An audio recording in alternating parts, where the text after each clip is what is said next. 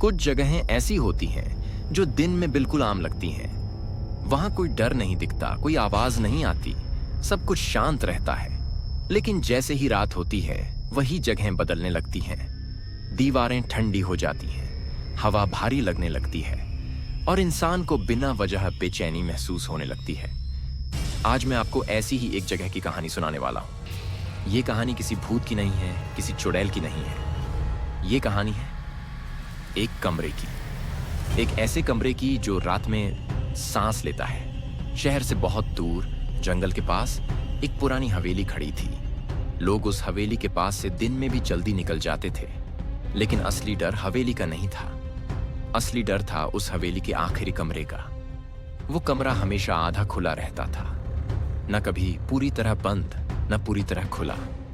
ऐसा लगता था जैसे कोई अंदर से दरवाजे के पीछे खड़ा होकर बाहर झांक रहा हो। रात के ठीक 12 बजे उस कमरे से सांस लेने की आवाज आती थी, धीमी, भारी, टूटी हुई, जैसे कोई बहुत समय से जिंदा रहने की कोशिश कर रहा हो। अजीब बात यह थी कि उस कमरे में कोई खिड़की नहीं थी, फिर भी वहां हवा चलती थी और जो भी उस कमरे के पास जाता उसे अपनी ही सांसें भारी लगने लगती थीं। एक बार एक लड़का वहां गया। उसका नाम था अमन। अमन को डरावनी जगहों की वीडियो बनाने का शौक था। वो मानता था कि डर सिर्फ दिमाग में होता है। अमन ने कैमरा चालू किया और अकेले उस कमरे में चला गया। जैसे ही उसने कमरे में पहला कदम रखा, दरवाजा अपने आप धीरे से बंद हो गया। उस पल कमरे की हवा और भी ठंडी हो गई। अमन की सांसें तेज हो गईं, लेकिन कैमरे में उसकी आवाज साफ नहीं थी। रिकॉर्डिंग में किसी और की सिसकियां सुनाई दे रही थीं। कोई बहुत धीरे धीरे रो रहा था। अमन ने घबराकर कहा, यहां कोई है क्या? लेकिन जवाब किसी इंसान का नहीं था। दीवारों से एक फुसफुसाती आवाज आई, अब बाहर मत जाना। अमन का शरीर जैसे सुन्न पड़ गया। उसके पैर हिल नहीं पा रहे थे। उसे महसूस हो रहा था कि कोई उसके बिल्कुल पीछे खड़ा है, लेकिन पलटने की हिम्मत उसमें नहीं थी। बाद में गांव वालों को पुराने कागज मिले।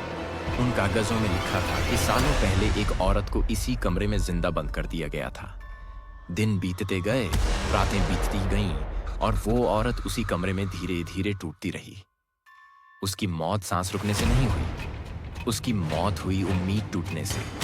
मरते समय उसने कहा था, मैं यहां से कभी नहीं जाऊंगी, जो भी आएगा वो यहीं रहेगा। अमन कभी बाहर नहीं आया, लेकिन उसका कैमरा अगली सुबह कमरे के बाहर मिला। आखिरी वीडियो में साफ दिख रहा था कि दीवारें हिल रही थीं। ऐसा लग रहा था जैसे पूरा कमरा सांस ले रहा हो। आज भी वो कमरा वैसा ही है। हर साल उसमें एक नई सांस जुड़ जाती है।